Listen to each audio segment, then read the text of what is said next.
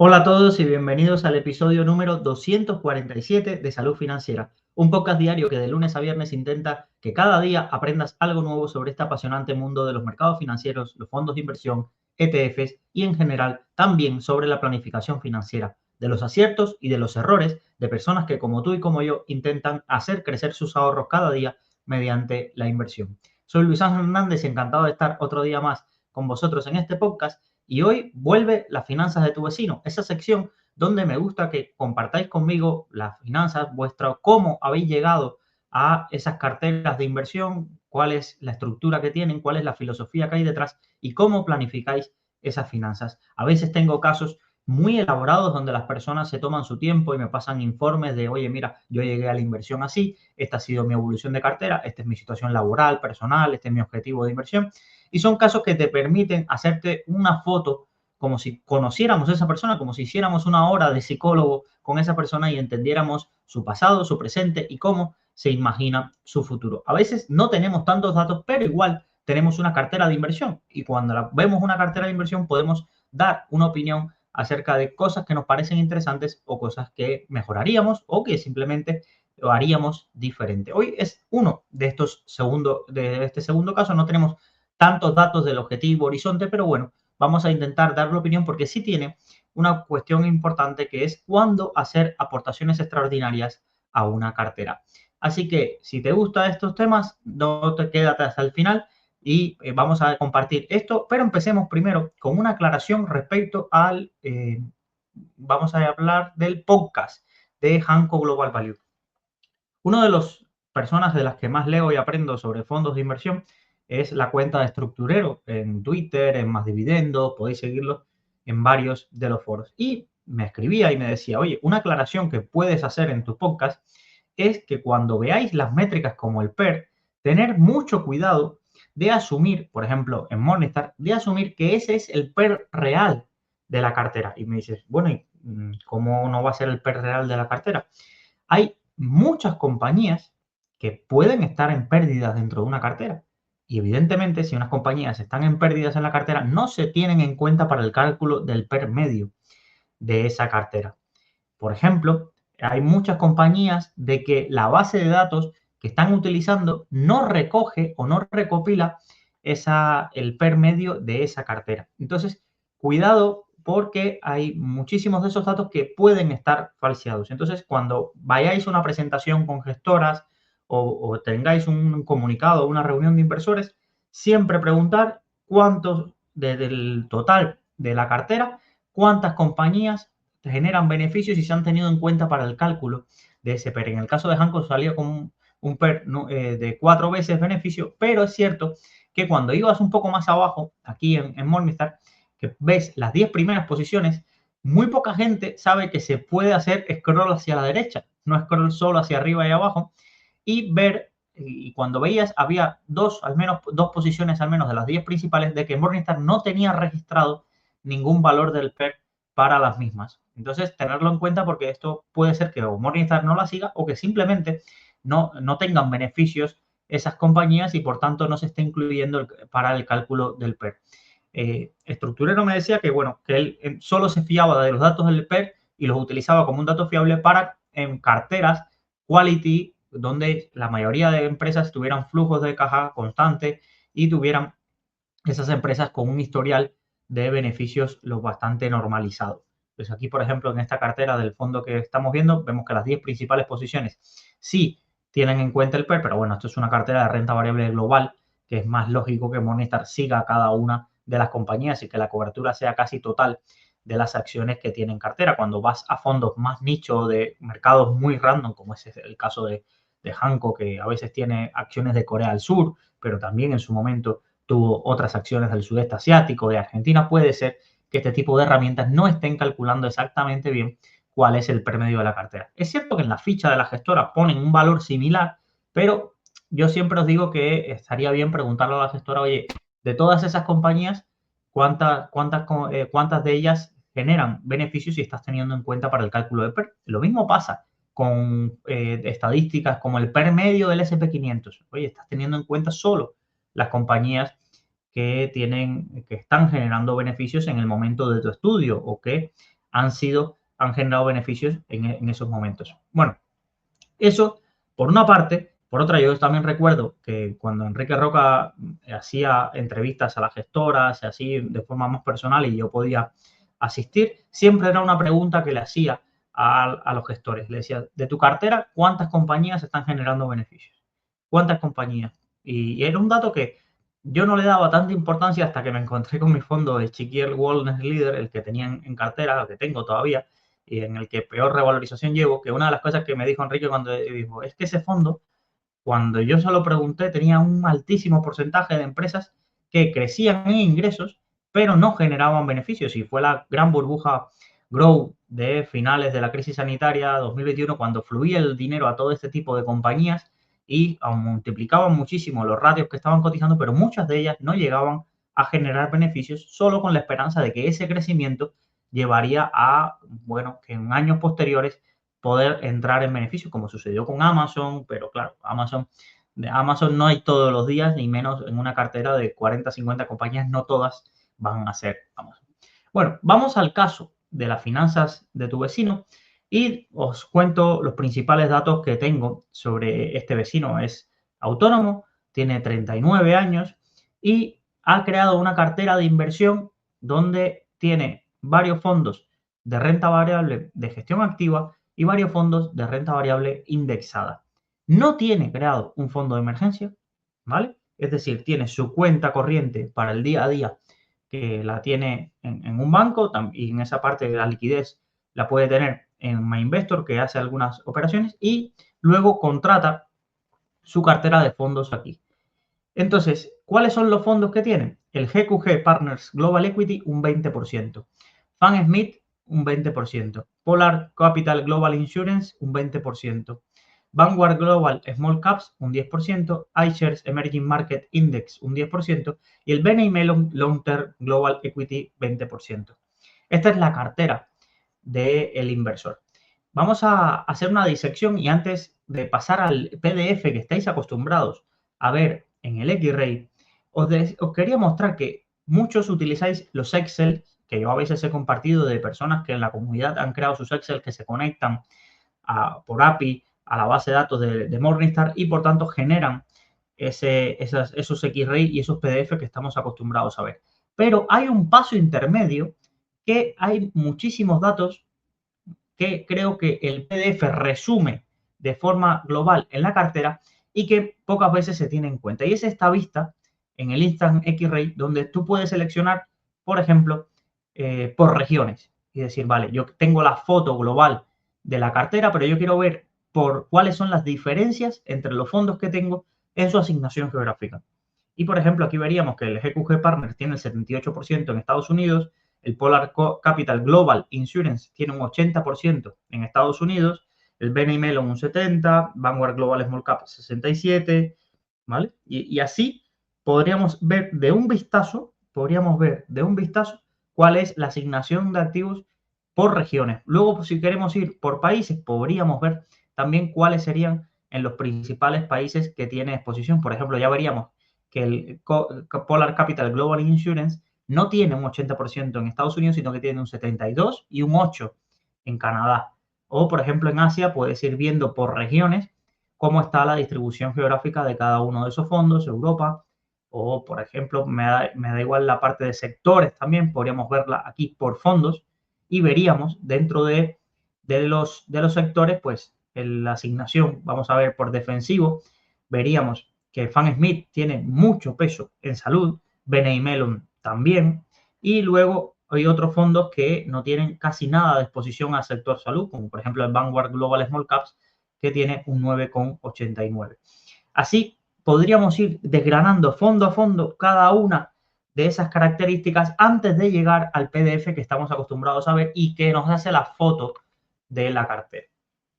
Un señalamiento que me resulta curioso de esta cartera es que tiene seis fondos, me suenan muchísimo de fondos que recomiendan muchos divulgadores, fondos que recomiendan otros podcasters que hablan de fondos de inversión, newsletter y demás. Es como si yo tuviera que hacerme una abstracción y decir, vale, si un oyente de este podcast o un seguidor de este divulgador fuera a escoger 6 fondos, estoy casi seguro que no acertaría de 6 de 6, pero si pudiera poner 20, estos 6 hubiesen estado.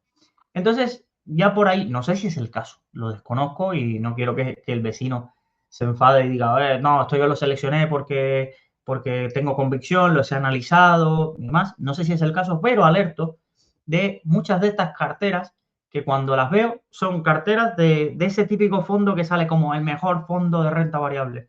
Este fondo que siempre sube, este fondo que es un todoterreno y no lo hace mal.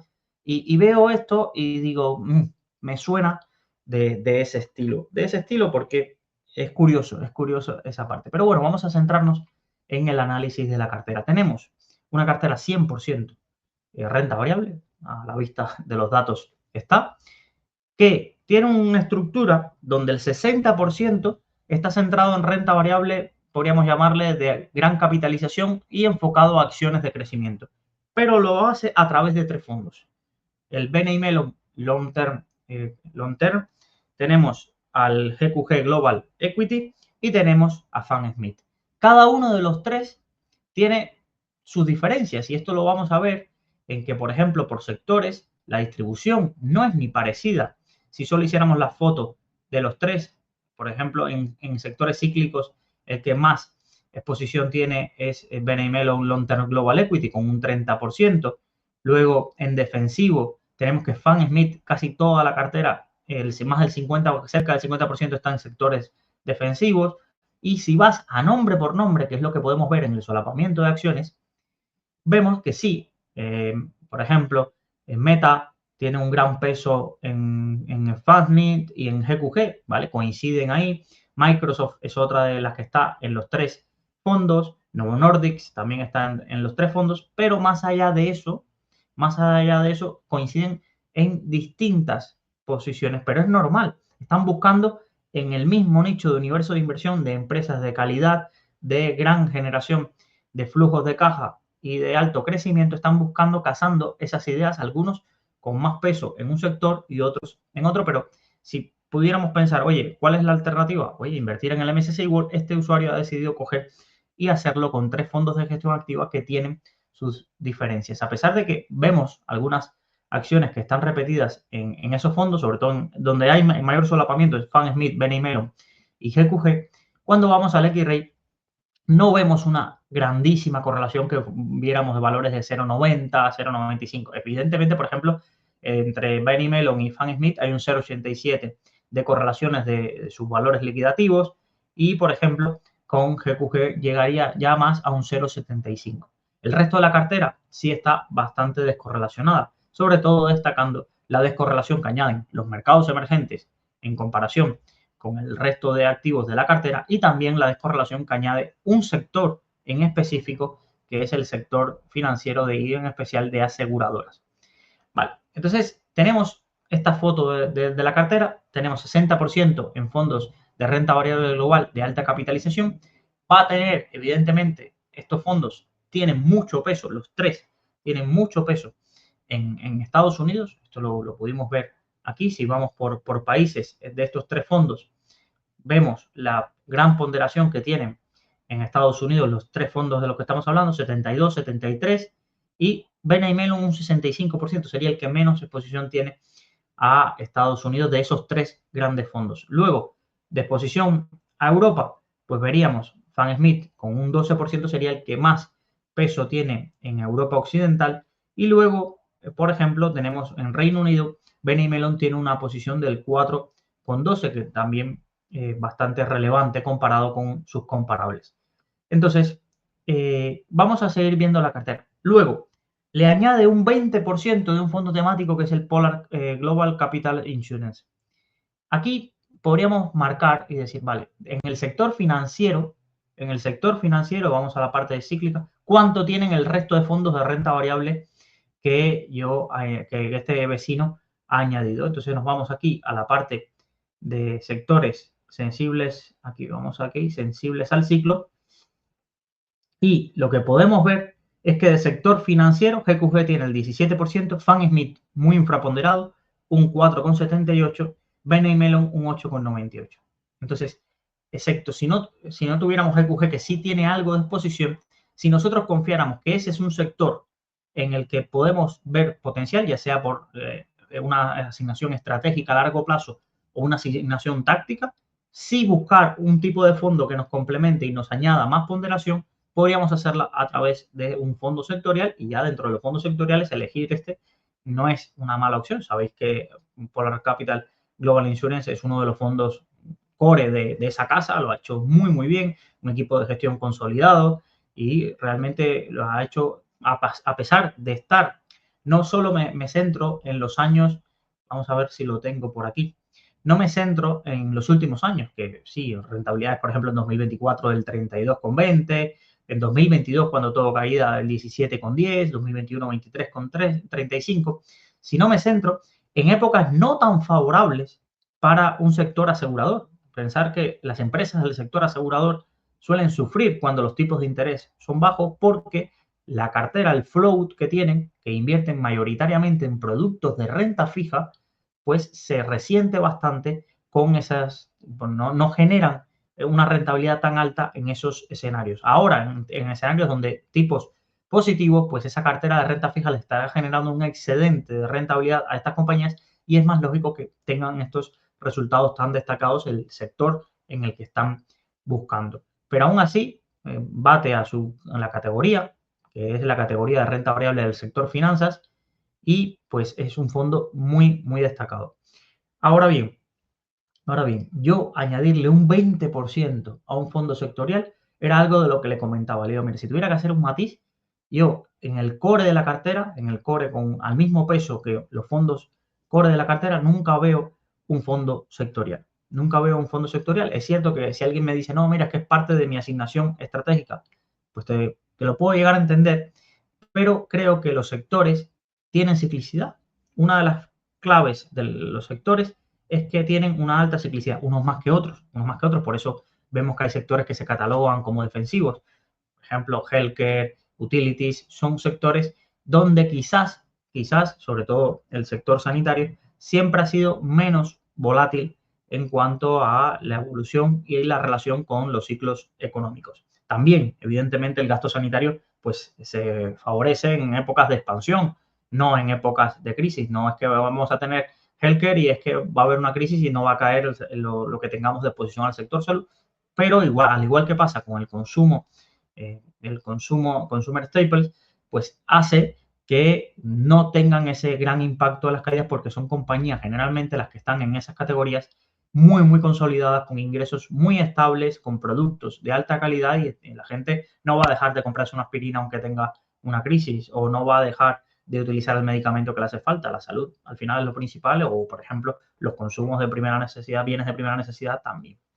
Entonces yo no lo vería como un 20% de la cartera, y quizás en un perfil que estamos hablando 39 años, 100% renta variable, quizás podría añadir algo a esa cartera, como la parte de la estrategia de DWS Croxy, que busca los sectores más infravalorados dentro de la renta variable global, y dentro de esos sectores que se encuentren más baratos, buscar también a las mejores compañías de esas carteras. Una estrategia sectorial así podría complementarnos, sobre todo cuando no tenga exposición el Croxy en los tres sectores que escoja, no esté esa exposición, por ejemplo, al sector financiero. Por imaginaros que el Croxy apuesta por el sector financiero y encima yo tengo otro fondo sectorial de finanzas también.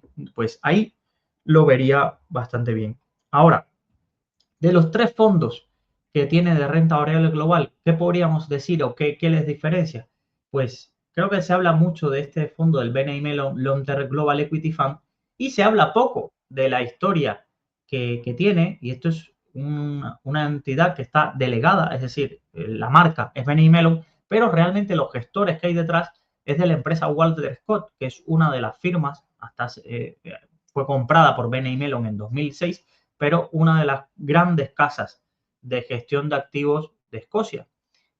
Fue fundada creo que en la década de 1980, con un equipo de gestores impresionantes, y por ejemplo quería enseñar la rentabilidad a 30 años de su principal estrategia, Walter Scott Global Equities, es del 10% anualizado a 30 años. En el fondo Global, Walter Scott Global Equities, por ejemplo, si vemos la foto desde 2004, el porcentaje de retornos es casi superior al 500% desde los últimos 20 años, mientras que el MSCI World tiene unas rentabilidades cercanas al 380% en estos mismos 20 años. Sobre todo esta estrategia lo que se destaca por algunos divulgadores, no, es que la resiliencia en momentos de grandes caídas del MSCI World. Por ejemplo, 2015 fue un año en el que el MSCI World cierra con un menos 0,9. Estas estrategias, porque ya os digo, el Walter Scott Global Equities no es exactamente el fondo de BNY Mellon Long Term, pero sí comparten al mismo equipo gestor y comparten las principales compañías, son más o menos parecidas.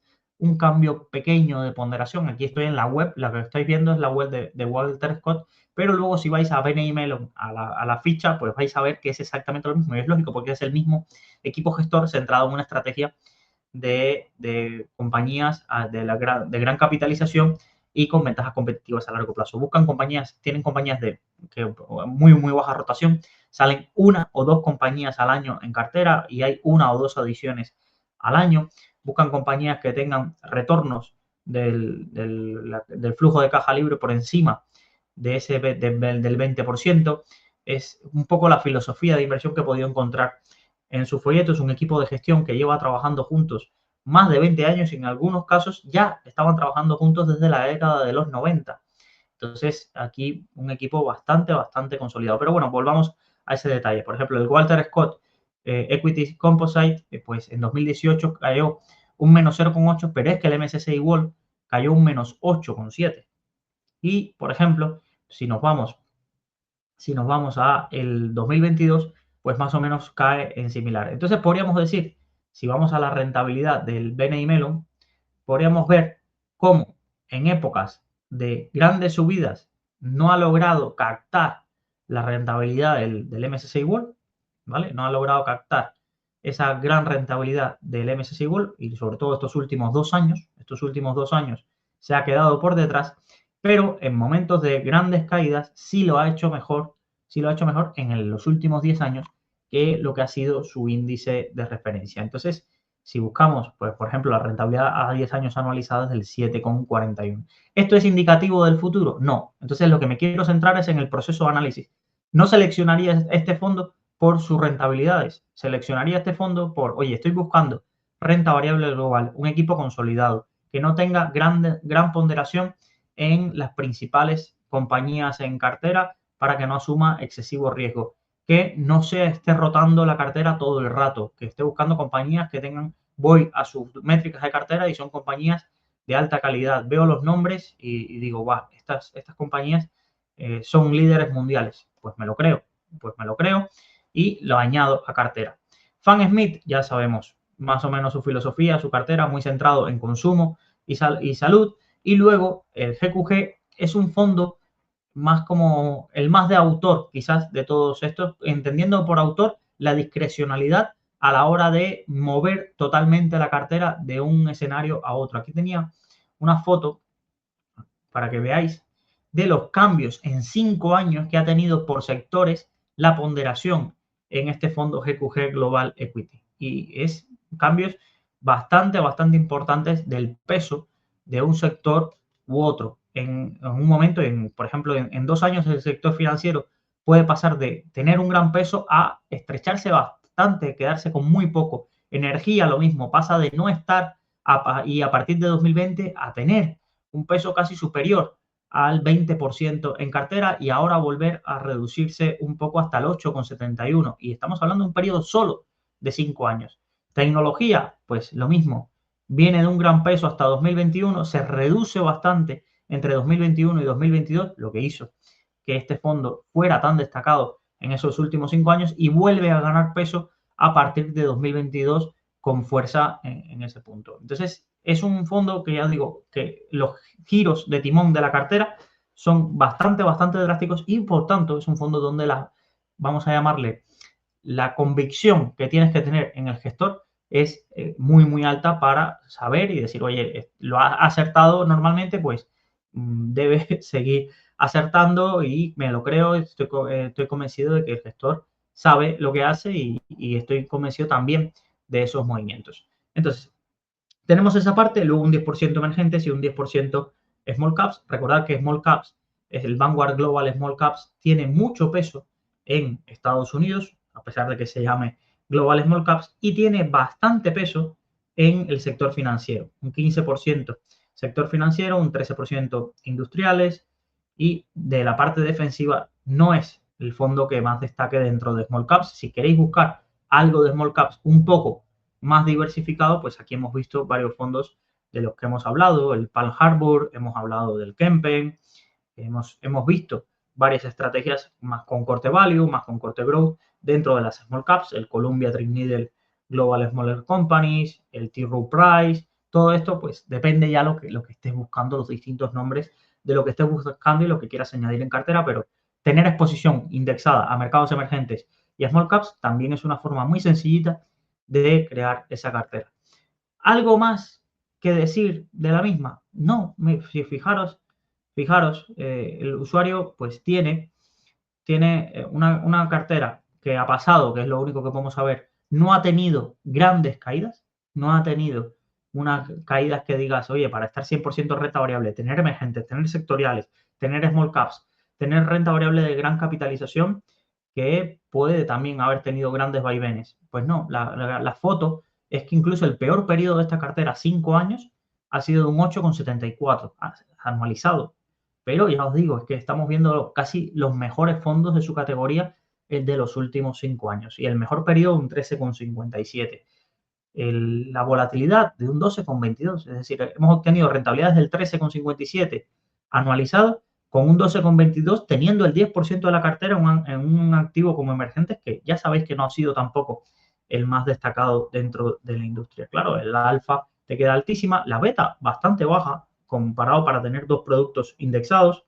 Y bueno, te queda una foto muy, muy interesante, pero es que mirar las volatilidades. BNI Mellon, volatilidades del 14%, Fan Smith el del 12%, GQG del 13,76%, Polar Capital del 15,74%, iShares Emerging Market del 15%, y sería el Vanguard Global Small Caps el que mayor volatilidad tiene con el 19,15%. Más allá de eso, no hay altas correlaciones, ni mucho menos, entonces no sería una cartera que yo tocaría en demasía, porque lo demás es complicarte la vida y ya depende del nivel de conocimientos y el nivel de complejidad que quieras añadirle a cartera. Cualquiera diría, es que no tiene nada válido en cartera. Ya, es que quizás no le hace falta. Es que quizás no le hace falta o no le interesa. No, es que no tiene fondos, por ejemplo, de REITs o no tiene, ya, pero es que quizás tampoco le hace falta para el objetivo que él tiene. Una de las cosas que señalaba este vecino es que tenía una cartera de 20.000 euros, ¿vale? También era un dato que había pasado por alto. Que él hacía aportaciones periódicas de 450 euros. Y le preocupaba o me preguntaba de si creía que era un buen momento para hacer aportaciones extraordinarias. Estoy hablando de este caso un 14 de marzo de 2025 para que os pongáis en contexto. Y os quería enseñar algo para reflexionar acerca de lo mismo. Vamos a la parte de rentabilidad de la cartera. Esta era la rentabilidad de la cartera a 28 de febrero de 2025. Si vemos, en los últimos 3 meses, la cartera había tenido una rentabilidad del 0,23 positivo. En los últimos 6 meses, un 6,48. Y diríamos, oye, pues no vemos aquí no vemos indicativo ninguno para tener que cambiar y hacer una aportación extraordinaria si ya tú haces aportaciones periódicas todos los meses de esos 450 euros, que parece una tontería, pero es a lo largo del año supondría aportar un 20% del porcentaje que tiene ya en cartera. Entonces, mirar qué interesante es porque dice, no, es que mi cartera va a crecer. Esta cartera que ha sido de las extraordinarias, ha generado una rentabilidad del 13% aproximadamente anual. Pues el ahorro de este inversor, y por eso muchas veces cuando empezáis a crear vuestras carteras que os obsesionáis con los fondos, el ahorro de este inversor aporta más en el aumento del patrimonio total que lo que aumenta la cartera. Y esto va a ser así durante muchos años hasta que el importe de su cartera sea lo suficientemente grande para que la rentabilidad sea más importante que ese ahorro periódico. Pero es un dato que creo que no había comentado y que a muchos nos vamos a sentir identificados, porque hay muchos que le dedican muchísimas horas a esto y no muchísimas horas a ver de dónde saco ahorros para aportar a las carteras. Volviendo al tema, que me descentro. Si analizamos posición por posición a 28 de febrero de 2025, estamos 13 días después, nos dice que a 3 meses el GQG tenía una rentabilidad del 0,73 positivo, Fan Smith un 2,65, Polar Capital menos 1,48, BNI Mellon menos 1,05, Vanguard Global Small Caps menos 4,51, iShares Emerging Markets 4,25. No veríamos tampoco aquí,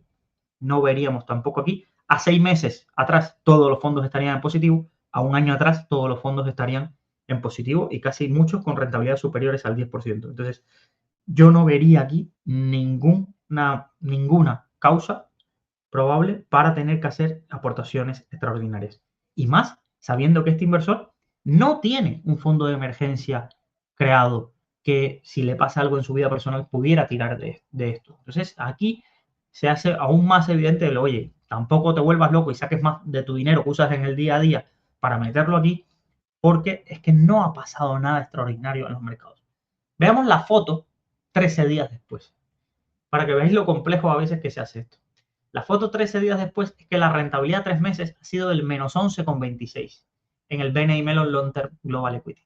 Y a un mes de menos 11,06. Estamos casi muy cerca de las mayores caídas que ha tenido este fondo desde máximos. Vamos a ver otro fondo, el Fan Smith. A 3 meses, menos 7,67 con una caída del último mes de menos 8,62. El Polar Capital a 3 meses, menos 4,90 con una caída del menos 3,70 en el último mes. Emerging Markets a 3 meses, menos 3,18 y una caída en el último mes del 4,75. Vanguard Global Small Caps a 3 meses, un menos 11,43 con una caída este último mes del menos 10,42. Y a ver el GQG que también tenía por aquí, vamos a ver si me carga la parte de rentabilidad, que era el otro que tenía en cartera. A 3 meses un menos 11,8 con una caída a un mes de menos 13,94. Vamos a ver, caída media, todo lo tenemos claro más o menos, alrededor del 10% ha sido de este último mes. ¿Ameritaría una aportación extraordinaria a estos fondos con una caída del menos 10 a menos 13% en el último mes? En mi opinión, en este caso que no hay un fondo de emergencia creado, tampoco. Es decir, está en el rango de volatilidad media que han tenido estos fondos. Y si tú vas a, no es que yo no voy a poner más capital, no, es que pone capital todos los meses de forma diversificada entre estos productos. Entonces, añadir más en estas caídas, pues sí, pero el tema es de dónde va a salir ese dinero. ¿De dónde va a salir ese dinero? No, es que tengo 5.000 euritos por ahí que uso para mi día a día y que los puedo meter todos ahora. ¿Qué te va a dar de rentabilidad? Imagínate que es una excelente compra. ¿Qué te va a dar esa participación en el largo plazo de distinto? ¿Va a cambiar algo la foto de tu cartera? De un patrimonio de 20.000 euros que ya aporta cerca de 500 euros mensuales todos los meses. ¿Te va a generar una rentabilidad extra que te permita tal? No, lo que te va a quitar es dinero de tu día a día que quizás vayas a necesitar para meterlo en una caída del 10%. Si tú me dijeras, no, mira, es que todos los fondos han caído de media un 30% o un 25% desde máximo, ya empezamos a hablar. Y empezamos a hablar y empezar a decir, bueno, aún así, oye, en tu día a día es autónomo, yo soy autónomo y te digo que es la variabilidad de los ingresos es tan alta que a veces no todos los autónomos son iguales. Hay gente que tiene negocio real, un bar, si todos los días abre, pues tienes la fluidez. Un peluquero o otras profesiones, pues tienen más regularidad de ingresos, pero hay otros autónomos que tienen mucha variabilidad de ingresos y la vida no te avisa a decir, oye, el imprevisto es un buen momento ahora porque justo tus fondos van bien. No, y ahora, o imprevisto, no voy a venir, no te voy a ocasionar imprevistos ahora porque es que tu cartera está cayendo y no voy a ser tan mala gente de hacerte lo peor. Entonces, ojo con esto de las aportaciones extraordinarias, medirlas bien porque renta variable, caídas del 10% es algo habitual hasta dentro de un año, dentro de un mismo producto. Lo que pasa es que venimos de una época y más en estos productos que han tenido rentabilidades tan destacadas que parece que es la frase de solo sé subir. solo sé subir. Y no sucede así, no sucede así. La volatilidad es parte porque esto es un mercado donde la asignación de precios la hacemos nosotros y nosotros somos personas con emociones y somos personas donde hoy hay una parte importante del mercado que es irracional y hay una parte del mercado que tiene que vender no porque quiera vender, sino porque tiene que hacer liquidez para determinadas cosas. Hay una parte del mercado que es totalmente especulativa, como vimos en el episodio anterior, y que le da igual lo que hay detrás de una compañía. Ellos lo que intentan hacer beneficio es de las ineficiencias, del sentimiento inversor que hay. Entonces, intentemos no caer en esa sensación de, bueno, yo los fondos que tengo son buenos porque solo suben y solo tienen años positivos. Esto no es real. No es real, no ha sido real nunca. Es verdad que los periodos positivos, tanto en forma indexada, que podemos ver de los principales índices, como de los mejores fondos, han tenido más meses positivos que meses negativos. Pero esto no indica de que la proporción vaya a ser, bueno, de vez en cuando hay una caída un mes y eso no, es que puede pasar. Y quería terminar el programa con una reflexión que llevo varios días dándole vueltas y la voy a relacionar con varias cosas que me hacéis llegar, ¿no? Muchos comentarios de, bueno, Luis, es que para el contenido que haces deberías tener más seguidores y ese tipo de cosas. Y yo les respondo igual. Es muy difícil tener más seguidores cuando la respuesta habitual a preguntas que me hacen la mayoría de personas y que otros divulgadores responden, en mi caso es no tengo idea o no sé. Oye, ¿qué crees que es un buen momento porque el mercado se va a caer? Pues no sé, no lo sé. Oye, ¿qué crees que va a ser el Bitcoin y demás? Ahora vamos a comprar. Pues no lo sé. ¿Qué fondo crees que lo va a hacer mejor en los próximos 3 años? Pues no lo sé. ¿Cuál es el mejor fondo? Pues no lo sé. Entonces, cuando yo os devuelvo incertidumbres a personas que quieren llegar y escuchar certidumbres, es algo muy complicado. Es algo muy complicado de volverte mainstream así.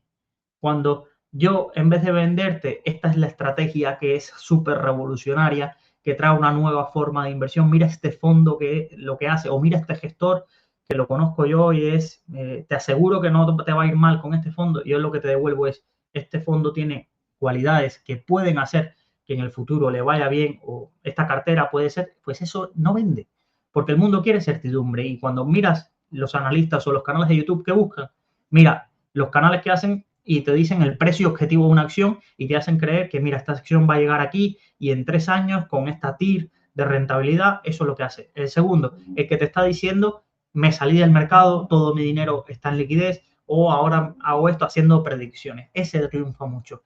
O el que te da una explicación para cualquier movimiento intradiario del mercado. No, es que ahora los republicanos en la bolsa quieren que baje para que los demócratas pues digan, bueno, mira, nosotros no lo hacíamos tan mal. Es que he visto análisis, perdona, no quiero ser ad hominem, pero el análisis en sí es tan estúpido que es difícil de creer si no fuera que racionalizamos el tener que dar una explicación a cualquier cosa que pase, porque la incertidumbre nos mata como clase humana.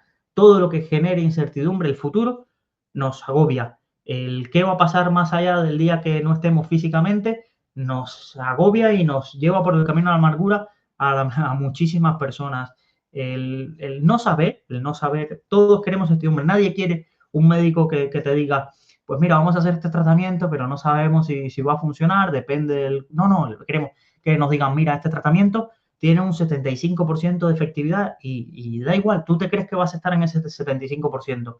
Entonces, yo entiendo que muchos de vosotros que empezáis, que alguien os devuelva más dudas de las que veníais o más incertidumbre de con la que veníais, no es mainstream, no es mainstream y lo logro y lo acepto, pero yo no puedo renunciar a eso y convertirme en decir, no, mira, es hacer la divulgación de este es el mejor fondo de renta variable, esta es la mejor estrategia, los 5 mejores fondos para aprovecharse de lo que va a hacer Trump en el mercado. Es que no, yo tengo parte táctica de mi cartera, parte táctica, pero no implica de que yo esté haciendo apuestas a adivinar el futuro. Me puedo equivocar. Por ejemplo, cuando empezaron a subir los tipos de interés, yo dije, oye, si la banca logró sobrevivir a periodos 10 años de tipos de interés totalmente deprimidos, que para su negocio era malo, empiezo a ver de que las hipotecas y todo suben y que los depósitos y las cuentas remuneradas no pagaban nada, pues digo, oye, esto creo que es un buen momento para las entidades bancarias. Y con esa apuesta macro, pues voy luego y me busco un fondo que traslade a la parte táctica de mi cartera esa apuesta macro. Pero yo asumo que perfectamente eso que yo vi en mi cabeza puede no pasar. Y yo no soy un gurú por haber añadido eso, ¿vale? En la cartera y que me haya ido bien. Podría perfectamente no pasar. Pero lo que no puedo construir yo es un relato de estos son los 10 fondos que tienes que estar para el entorno actual macro y vamos a cambiar y voy a hacer esto y voy a hacer lo otro. No, no me siento cómodo ahí porque es que yo vivo bien y lidio bien con la incertidumbre. Hombre, emprendí sin tener nada, solo con la confianza de que el trabajo que iba a hacer, pues a la larga iba a llegar iba a llegar a dar sus frutos. Y llevo año y medio y como se dice, los frutos, dependiendo quién lo mire, pues tampoco están ahí, pero me manejo bien en ese entorno de incertidumbre. La acepto y soy capaz de intentar estar preparado para que la vida me sorprenda, porque sé que no puedo planificarla, ni puedo planificar todo lo que va a suceder con mis finanzas, ni lo puedo trasladar a una cartera de inversión, ni me gustaría transmitiros a vosotros que aunque yo traiga casos de las finanzas de tu vecino, que pueden ser interesantes, donde intentemos darle a las carteras un enfoque, estoy seguro que buenas partes de las carteras, a algunas les van a pasar cosas que en algún momento no estábamos previstos, tanto personalmente como a esas carteras algún cambio de gestor, un fondo que le pilla con una posición que termina siendo un fraude, una mala gestión, es que puede llegar a pasar. Pero huir, o al menos desde mi punto de vista, no me toméis tan en serio todas las cosas que digo, porque seguramente me estaré equivocando. Y cuando yo veo que todo el feedback que se recibe es tan de sesgo de autoridad, Luis, he hecho esto porque te oí en el podcast, he comprado este fondo, lo he mirado porque tú lo comentaste, o no he dejado de mirar este fondo porque tú lo criticaste. No me toméis tan en serio. Tener criterio propio para, oye, yo pienso esto, escucho a Luis, Luis me da una opinión, ¿vale? Es su opinión, no tiene por qué estar cierta, pero y además, si algún día me veis haciendo predicciones, avisármelo. Tener toda la confianza de decir, Luis, en este episodio cogiste y te pusiste, se te metió la vena de gurú de intentar adivinar qué iba a ser el futuro. Creo que no lo he hecho en 247 episodios, pero nadie que levante que lance la primera piedra que no se ha equivocado.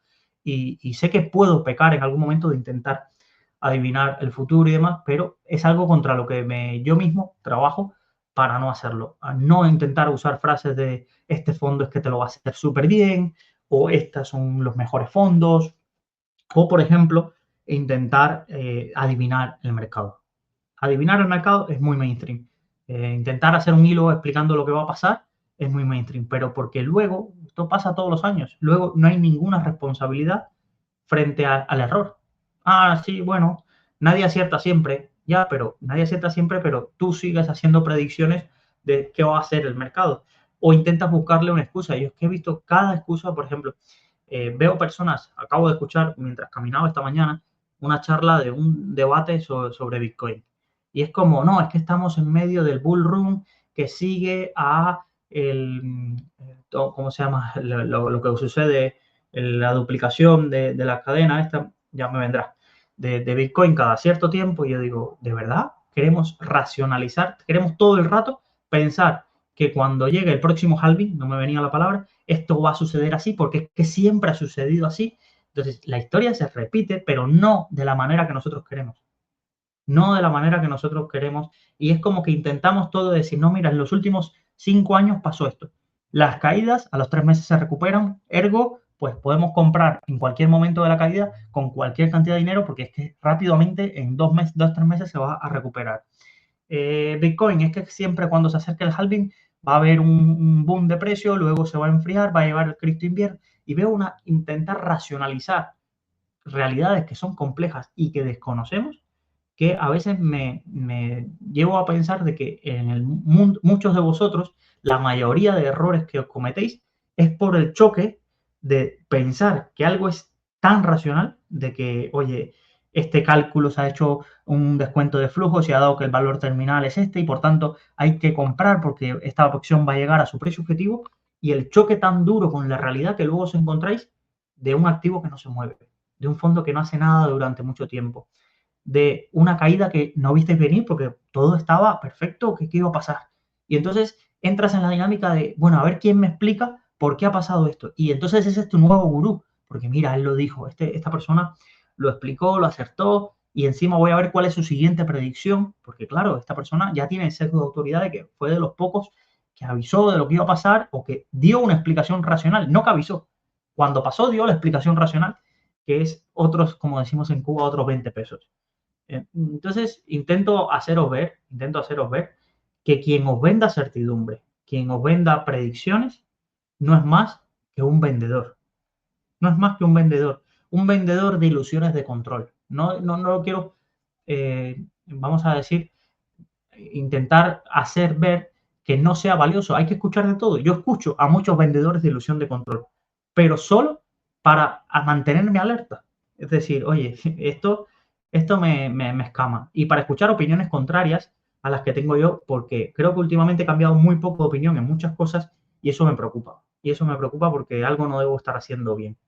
Pero sí es cierto que si solo vuestras fuentes de información son vendedores de ilusiones de control, tú vas a creerte que esto es más fácil y más predecible y más controlable de lo que parece. Esto es como los pilotos que van y se hacen no sé cuántas horas en un simulador y luego creen que todos los escenarios que le van a pasar van a estar en los escenarios que él vio en ese simulador. Y no es así, no es así. No es así porque hay cosas que pueden ser impredecibles, comportamientos de pasajeros que no estaban previstos en ningún manual y cosas que nunca está planificado de cómo reaccionar ante esa situación. Entonces, protegeros de eso, desintoxicaros de la actualidad, desintoxicaros de el tener que tomar una decisión todos los días, de tener que mirar cómo cambiar y cómo mejorar las carteras todos los días, desintoxicaros de esa divulgación que se centra no en venderte los aprendizajes del pasado, sino en venderte las ilusiones de esta es la acción que lo va a hacer mejor o este tipo de compañías lo va a hacer mejor y pensar a largo plazo porque si no es un sector donde ya que no es vuestra principal fuente de dinero, de generación de dinero, o bueno, es vuestra principal fuente de energía del día a día, os va a desgastar más, porque os va a dar la sensación de que es que soy un pringado, es que mira a esta persona que sabe tanto y vio venir esto y que mira que controla este gráfico, el gráfico de la Reserva Federal de San Luis, que ha dicho que esto pasa, y he visto otro gráfico que el inversor jefe de Bank of America ha dicho que cuando pasa esto va a suceder lo otro, y luego si no termina sucediendo no pasa nada. Ya habrá otro gráfico de otra cosa que va a suceder en la que esa cuenta tendrá una fuente de generación de ideas, de engagement y de visualizaciones. De verdad, nadie sabe nada. Y los que más saben son los que más te repiten esta frase para que te mantengas simplemente tranquilo con busca buenos activos de calidad a la hora de invertir. No tengas prisa, no tengas prisa. La prisa es muy mala consejera y puede llevarte a que llegues rápido a tu destino o a que se te acabe el camino muy rápido. Y ten esa paciencia, bajos costes, no estés cambiando todo el rato y fórmate, pero no fórmate en intentar adivinar el futuro, no fórmate y aprende análisis fundamental para que tú veas que ese flujo de descuento de flujo que hizo este inversor, sí, mira, está muy bien hecho, no sé qué, no, fórmate para que veas lo difícil que es que personas que saben extraordinariamente mucho de marcos conceptuales, personas que han escrito papers, premios Nobel, jamás han sido capaces de predecir qué va a ser el mercado mañana, de predecir qué va a ser una acción a 3 meses, de predecir dónde va a estar el euro dólar, de predecir el impacto que tiene un tuit o una decisión empresarial o una decisión política a largo plazo en los mercados financieros. Dejar de pensar en las teorías de la conspiración. Estamos en una época donde todos, en algún momento estamos creyendo en teorías de la conspiración. Todos, hasta los más incrédulos. Algunos en tu día a día te has comido. Y en finanzas, todos tenemos teorías de la conspiración. No, esto es que se está manipulando el mercado para una venganza para una venganza de los más, no para que Trump quiere que caiga el mercado para decir, mira, yo lo he recuperado con mis medidas. Todo va Sofía para llenar programas de actualidad. Si no, ¿de qué va a vivir, sinceramente, con todo el cariño, de qué va a vivir Negocios TV si no hay, actualidad y comentaristas de actualidad que den su visión de actualidad? ¿Imagináis alguien que se vaya a Negocios TV en el medio de una caída del 10% en un día y su visión sea, mira, la creación de carteras en el largo plazo va a tener estos pilares, la historia muestra que los bajos costes, es que lo mandan a freír espárragos, la gente lo que quiere es, dime cuánto va a bajar, dime cuánto va a subir, la gente no quiere que alguien venga y hable de planificación financiera, de mira, estos son los momentos, cuánto es tu fondo de emergencia, o mira qué interesante el comportamiento de estas carteras por correlación. Eso no da audiencia, eso no da audiencia. Pero sin embargo, eso seguramente tenga más impacto, tenga mucho más impacto en tu rentabilidad a largo plazo que entender el motivo de una caída, el motivo entonces, no sé, de por qué el mercado hoy ha hecho esto. Pues asumamos, cuando se dice que el mercado es irracional, es porque nosotros somos irracionales. Entonces, si asumimos que nosotros somos irracionales, que hay un montón de gente operando en el mercado que tiene incentivos totalmente desalineados en horizontes temporales y en cuanto a rentabilidad, riesgo que quieren asumir comparado con nosotros, dejemos de intentar racionalizar y darle explicación a todo lo que sucede. Y después de estas chapas, que algunos escucharéis en directo un viernes, otros quizás un lunes o un domingo, os despido, cierro esta semana de emisión y nos vemos pronto en otro episodio de Salud Financiera.